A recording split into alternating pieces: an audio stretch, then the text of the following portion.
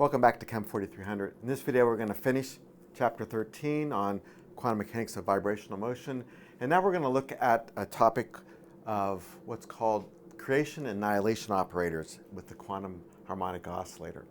So the quantum harmonic oscillator is really important not just for the vibration of molecules. It's small oscillations in a potential well show up in many types of problems in chemistry and physics. So whether it's molecular vibration or even nuclear structure. It's even the basis for quantum field theory and looking at the quantum description of light.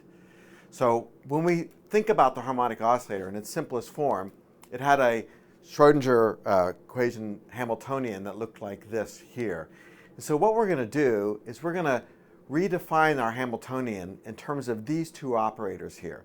So this is an operator called the creation operator. This is an operator called an annihilation operator.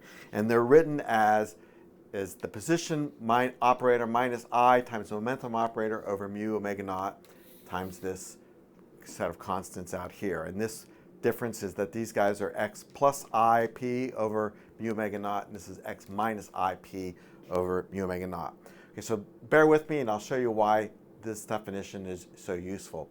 So if I take the product of those two, so if I take these two definitions here and I multiply them together as a plus a minus, I will get this expression here. So I'm going to do a little rearranging, and you can rearrange this into the form where you see you get 1 over h bar omega naught plus times a term that looks like exactly like the Hamiltonian that we had on the previous slide right here.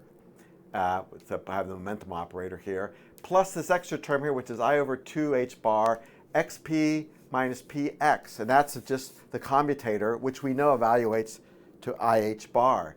So I do a little rearranging here. I can write down that a plus a minus gives me back my Hamiltonian over h bar omega naught plus I over 2h bar times ih bar, and that just gives me h over h omega naught, h bar omega naught minus 1/2.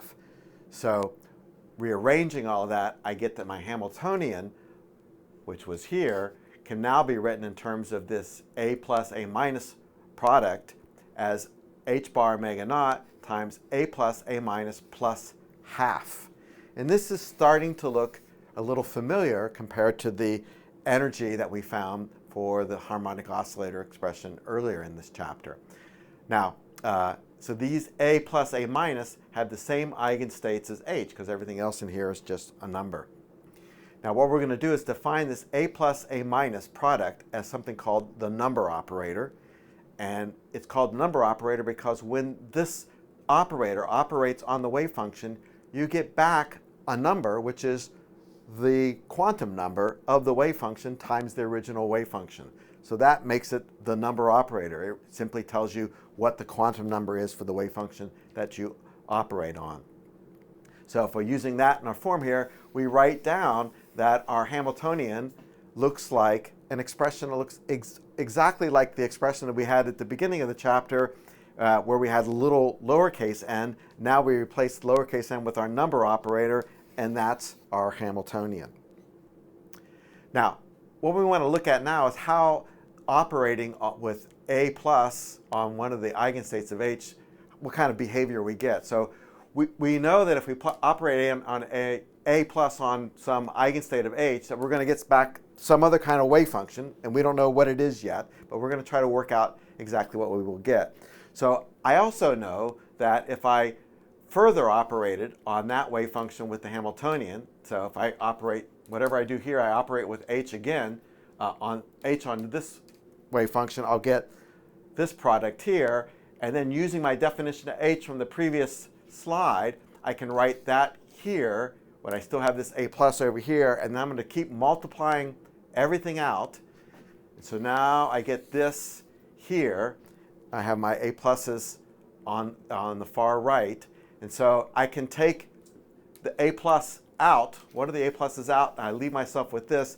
This you might recognize again as just h bar over h bar omega naught plus 1. So I can rearrange this whole thing to be a plus times h bar, the Hamiltonian plus h bar omega naught operating on that wave function, and then we can then take this whole thing here, which we know from up here, is going to be equal to this there, and then when we operate through here, this is just a number. When H operates on that, we get back its energy. So then I can slide these numbers past, and I can see that I just get energy, the energy of the nth eigenstate plus h bar omega naught times a plus operating on my wave function. And so what we found is that when h operates on this new wave function, which we're trying to figure out what it is, we get back the energy of the wave function that's one above the energy that a plus operated on. Okay, well, that might take a little time to digest, but what we're seeing is that the effect of a plus on that wave function is to take you to a state that's h bar omega naught higher than the original wave function. So in other words, a plus raised our wave function from psi n to psi n plus 1. Okay, so the result was that when we operate with a plus, this is why it's called a creation operator, it takes you from psi n to psi n plus 1. It increases the value of the n quantum number for your wave function. Similarly, you can show that if you apply a minus on psi n, it will take you down a notch to psi n minus 1. So that's why a plus and a minus are what are called creation and annihilation operators. Sometimes you'll hear people talking about them as raising and lowering operators, which might make a little more sense in terms of the quantum numbers here. Now, without proof, I'll show you that when you operate on a wave function, you will raise it, and then there'll be an additional normalization that you'll need here. So I'll just give you the result here. So this is what you get when you apply the raising operator.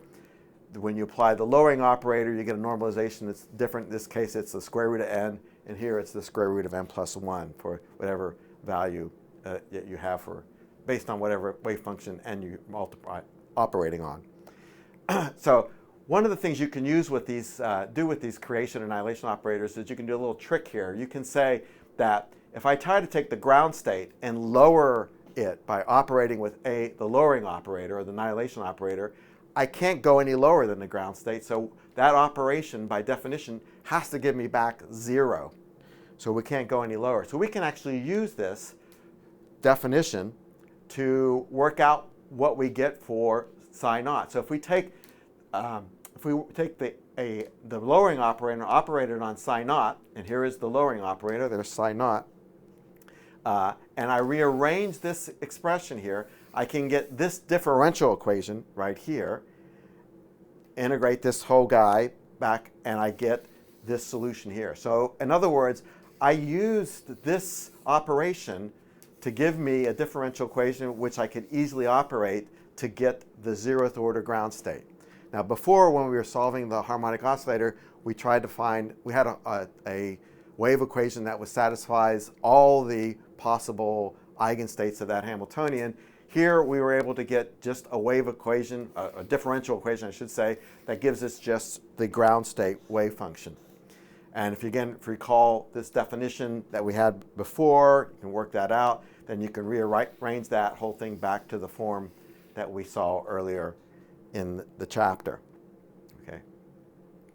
Now, if you take that wave function and you put it in to get the normalization factor, then you get this value for the normalization factor, and we finally have the solution. So we found the first wave function of the harmonic oscillator by just simply using the lowering operator applied to some yet to be determined ground state operator. And we were able then to, ground state wave function, I'm sorry, and we were able to determine the form of that ground state wave function. So you could do the same thing, starting with this, you can apply a plus, you can apply the raising operator or the creation operator onto this guy, and you can then proceed to get differential equations that you can solve to generate all the higher order energy states. So for example, if I apply a plus on that ground state, I can get psi 1. So let's see how that works. So here's A plus onto the ground state we just determined. So there's A plus, there's psi naught. And when we do that, multiply this all out, you'll get this expression here. And then we'll check here that actually this term right here, h bar alpha squared over mu omega naught, if you just do some of our definitions, put them all together, you'll see that that actually is equal to 1. So that means that this term inside the brackets here is just 2. So that gives us this wave function here. And you can see that we get exactly the result that we had from the beginning of the chapter. Here's our Hermite polynomial. Here's our normalization factor. And here's the large x limit that we expect for our wave function. So it's tedious, but you can get all of the Hermite polynomials generated this way. So that's it for this section. I'm going to leave this last bit here for you to check out on your own.